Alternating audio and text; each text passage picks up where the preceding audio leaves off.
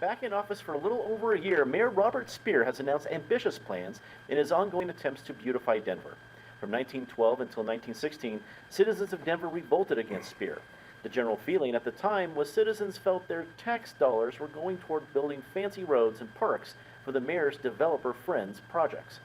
This year, a new Greek theater is going up in Civic Center Park. A new pavilion at Cheeseman Park is also under construction. As building progresses, some citizens are complaining the money would be better spent on fixing crumbling viaducts on 16th Street and 23rd Avenue.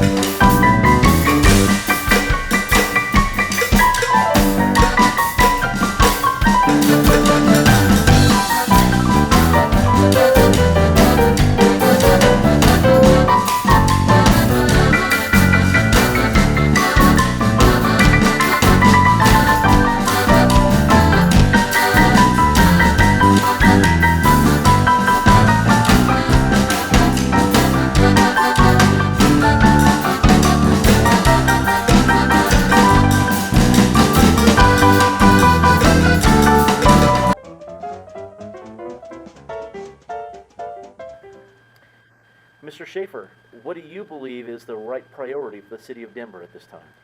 Well, I think when you talk about Robert Speer, you're talking about a man with big ideas, but also a big ego, an ego to match. But I think what swept him back in is the citizens' good idea at first, a progressive idea, to replace the strong mayor with a commission form of government.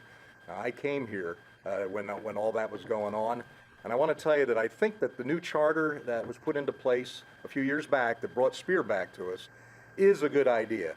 But Mayor Speer, he's travels a lot, and he sees these things in other cities, and he wants to bring them here, and he wants to make us something that we're not. So I would like to see the mayor temper those ambitions. Already, look at all the houses that people have lost in front of the Capitol for his big Civic Center idea. Where have they gone? We don't know. We're losing them.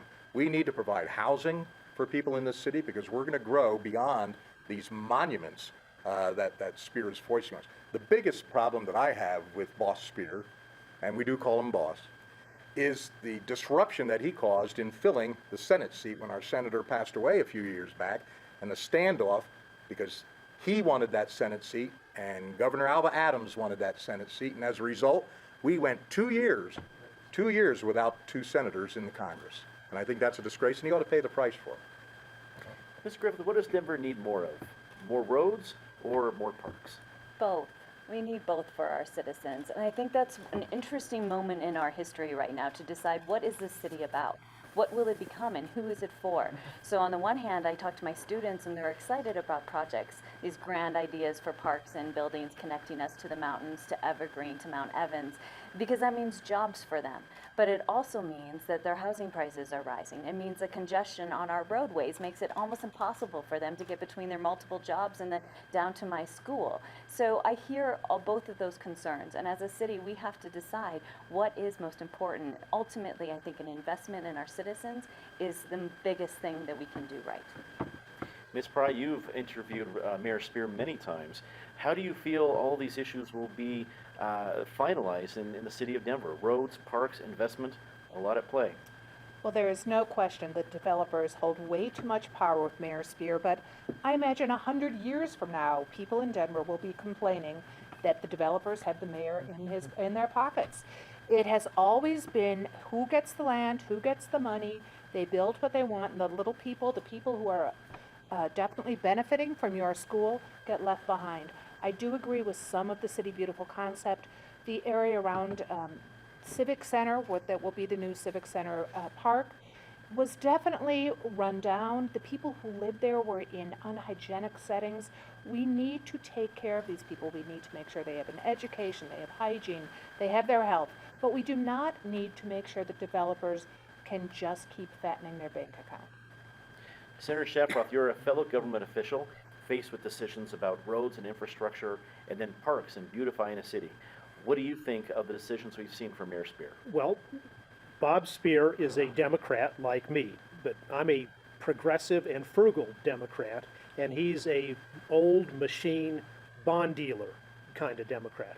When I was governor for 2 terms, we faced these same kind of issues, and I said we want to make Colorado the playground of the world, and for that we need better roads. Well, I put the convicts in the state prison to work on building the roads, and I worked with a good roads commission. So we did that without a big expense to the taxpayers. I cut spending all over, ordered our state agencies to stop lobbying the state legislature because it's ridiculous for a taxpayer-paid employee to use the taxpayers' money to go to the legislature and lobby for more money for his agency. That's exactly backwards. Now you can contrast that frugal approach, which worked in Colorado, and got me the first re-election of any governor in our history, versus the Bob Speer approach. You look at his new city budget, $15,000 for the mayor's fund. What's that going to be? $13,900 for the councilman's fund. Undoubtedly more grease in the corrupt machinery of how Denver's being governed.